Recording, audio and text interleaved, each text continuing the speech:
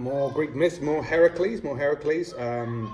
Your few today. So, chapter. This is task 6, labour number 6, the plague of birds. Next, you must catch and kill all the birds at Lake Stymphalis, said the king. These birds are a plague on all the fruit farmers nearby. Heracles nodded. Very well, he said. The villages and the farms surrounded the lake were in a pitiful state. Every last tree and field for miles around was stripped entirely bare of leaves as well as fruit. Although it was the middle of summer, there weren't any crops to be seen. Heracles sat by the lake for a while, staring thoughtfully at the flocks of birds roosting in trees all around it. When he had come up with a plan, he strode into the nearest village. He stopped at each house and asked to borrow as many metal items and ropes as the villagers could spare. Then he sat in the marketplace and started tying them all together. As he worked, a ragged group of children gathered round him to watch. Is your name Heracles? A skinny boy asked. Heracles nodded. Oh, then you're the man who killed the Hydra, said the boy enthusiastically. You're great. Not so very great, Heracles said gently. Using all the metal he had collected, he made the biggest rattle the children had ever seen. He lifted it carefully above his head and walked to the edge of the lake. All the children followed him to watch. First, Heracles got his bow and arrows ready, and then he shook the rattle as hard as he could. The sudden clanking and clattering it made was so shockingly loud that all the birds flew up into the sky in alarm. Immediately, Heracles began to shoot them down in a shower of arrows. He shot with such force that each arrow speared 4 or 5 birds. He shot so quickly and accurately that not a single bird escaped. No time at all, every one had fallen. Heracles went back to the village with the children holding his hands and skipping along in front of him. He returned all the metal things to the villagers and was richly rewarded in smiles and hugs of thanks. Okay, task number 7, labour number 7, the bull from Crete. Heracles returned to the palace happier than he had felt in years. He smiled at the king and said, What would you like me to do next? Bring me the famous bull from Crete, the king replied. Apparently it's so handsome the queen there fell in love with it.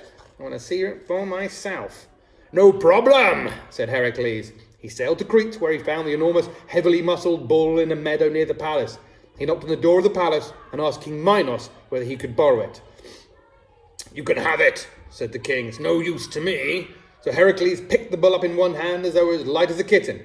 He carried it back to his ship and sailed back.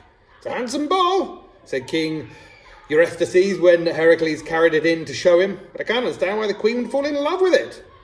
Heracles shrugged. The world is a strange place, he said. Watching from the clouds, the goddess Hera rolled her eyes in annoyance. That king's hopeless, she muttered. If I want that Heracles to fail these tasks, I'm going to have to see to it myself. That's a picture of Heracles holding the bull. The next one is number 8. Task number 8, the man-eating mares. Nobody knew where they had come from, but word spread fast. The king of Thrace had a stable full of man-eating mares. The king, that's horses, female horses. The king's enemies, any unwelcome visitors, and pretty much anyone who displeased him ended up being fed to these horses. Everyone was terrified of getting on the wrong side of the king, who was becoming a complete tyrant. Heracles set sail for Thrace, under orders to put an end to it once and for all. When he arrived, he went straight to the king and introduced himself.